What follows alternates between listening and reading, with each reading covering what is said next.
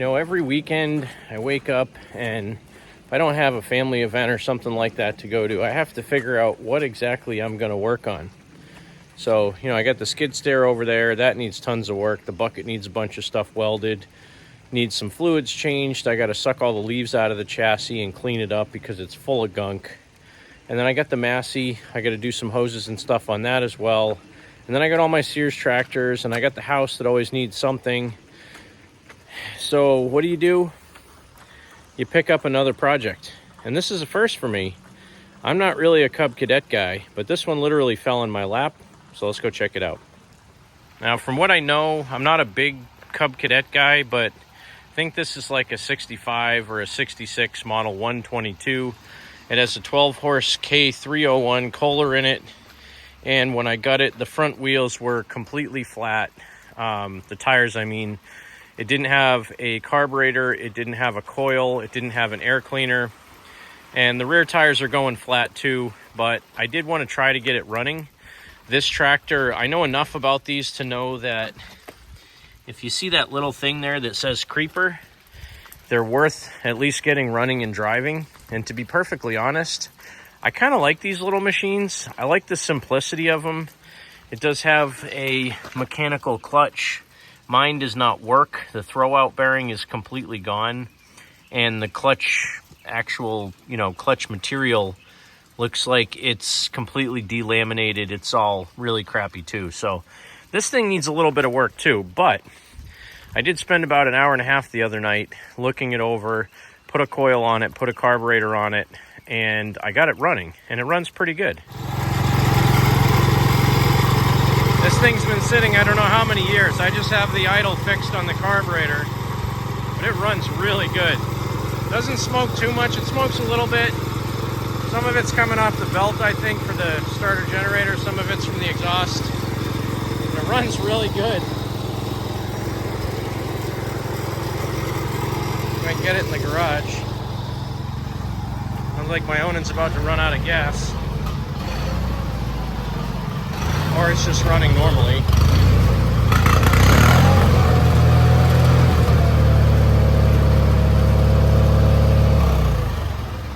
Alright, let's see if we can get the Cub in the garage. It's going to get stuffed in the back for now. I do need to do some work on it. I pulled the mower deck off because that thing is roached. Let's see. First doesn't have enough ground speed. Let's back up. See, second. Come on, baby. Nope, not enough ground speed. Great. Now I'm stuck.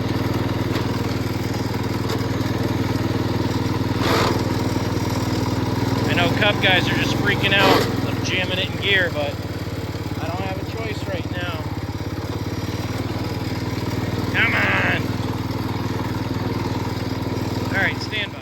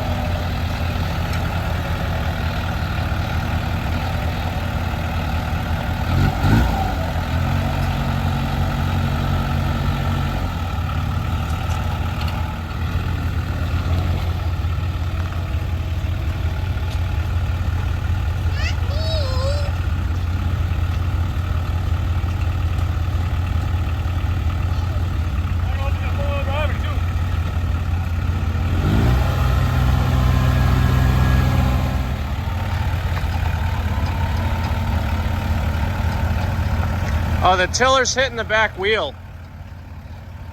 There you go.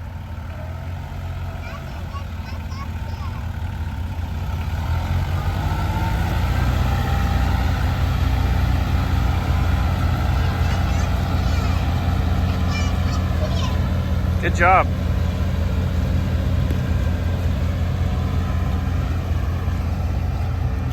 We made some rainbows. So pretty.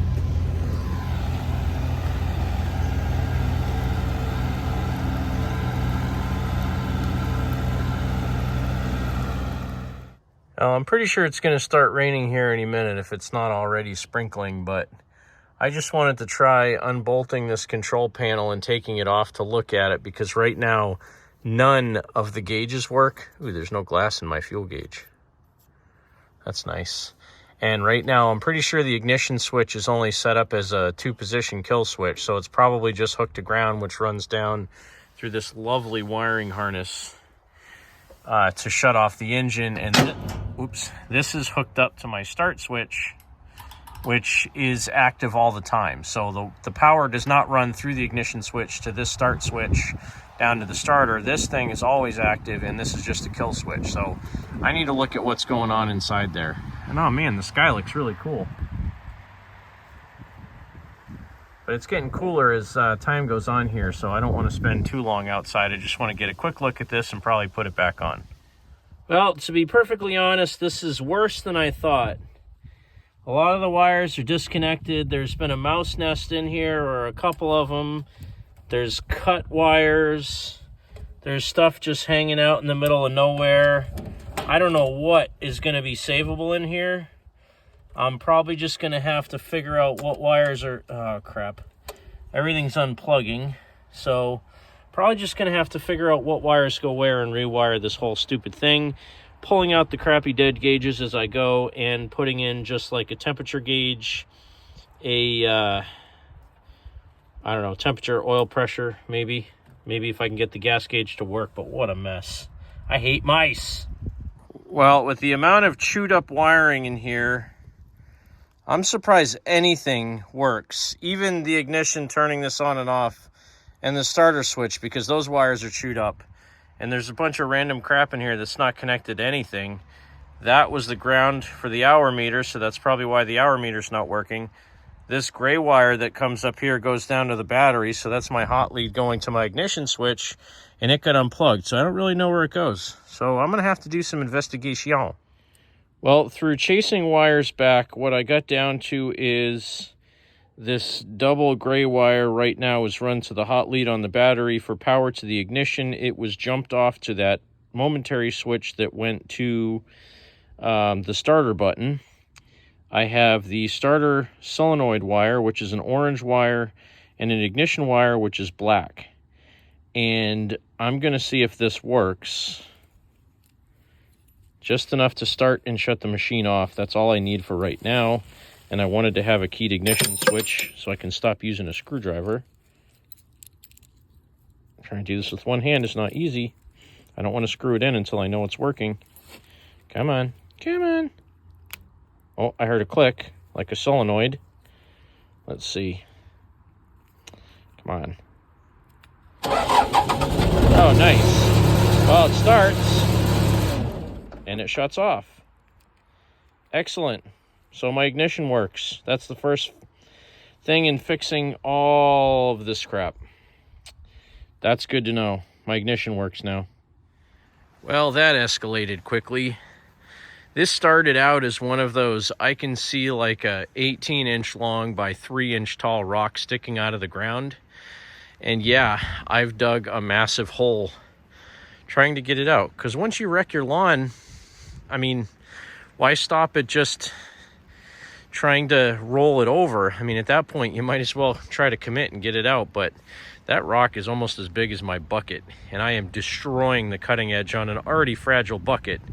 I'm just hoping to get this thing to roll up out of that hole so I can just push it off and even just put it over here with the other rocks. Starting a rock garden. It's going pretty well.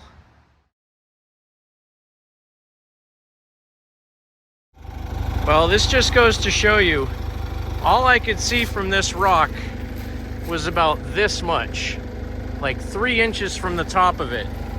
That's what you get in New England.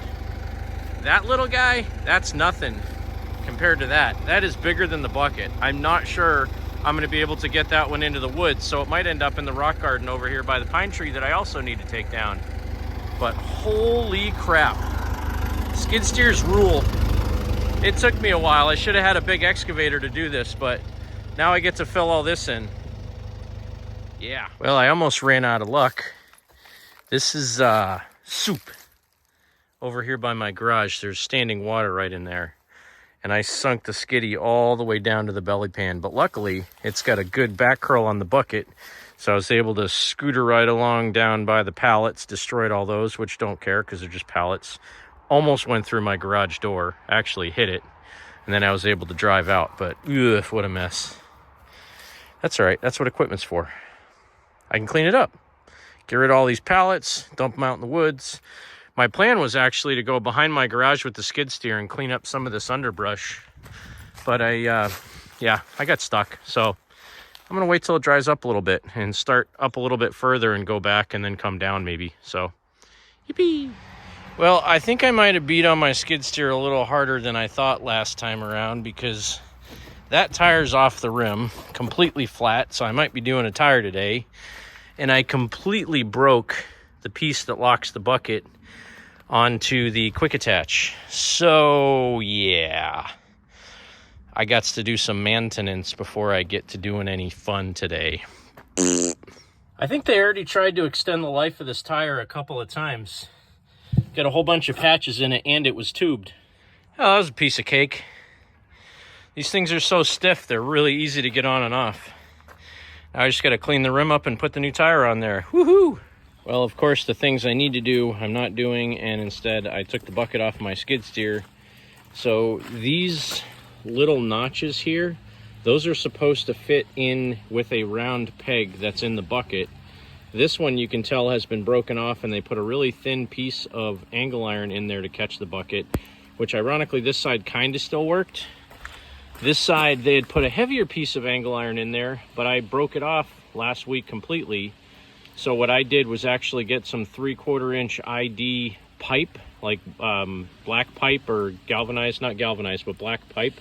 And I'm gonna cut the top of it off and make kind of a horseshoe shaped piece and try to weld it in on top of this. The fitment is gonna be a little bit wacky, so I'm gonna have to take these brackets off and try them in and out of the bucket a bunch of times to make sure they fit. More than likely, it's still going to be loose and sloppy, but it'll probably, and I say probably, be better than it is now. We'll see. If not, I might just like take the cross pins out of the top of the bucket and just weld the whole thing together. But I really don't want to do that because it is still kind of quick attach right now. Although I don't have anything else to put on it, so it doesn't really matter.